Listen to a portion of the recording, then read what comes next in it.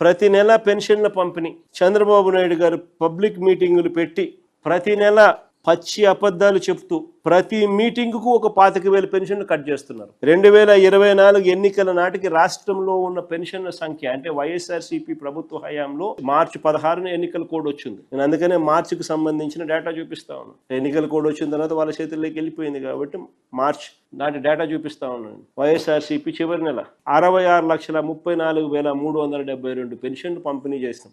ఈ నెల చంద్రబాబు నాయుడు గారు ఇచ్చిన నెంబర్ అది 60,96,108.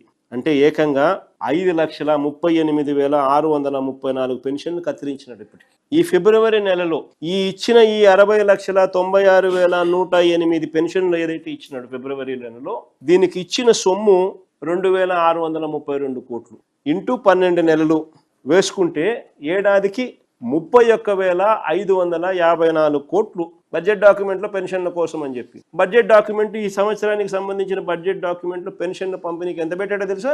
27,719 కోట్లు. అంటే ఆ 27,719 కోట్లు ఇదే లెక్కన ఎన్ని పెన్షన్లకు వర్తిస్తుంది అని చూస్తే అది తగ్గి 53,50,115 పెన్షన్లకు వర్తిస్తుంది. అంటే ఈ సంవత్సరం చంద్రబాబు నాయుడు గారు మరో 7,45,993 పెన్షన్లు కట్ చేయడానికి సిద్ధపడినాడు అని చెప్పకనే చెప్తున్నాడు. ఈ ప్రభుత్వం వచ్చిన తర్వాత కొత్తగా ఒక పెన్షన్ ఇలా, కొత్త వాటి కోసం కనీసం దరఖాస్తులు కూడా తీసుకోవడం లేదు.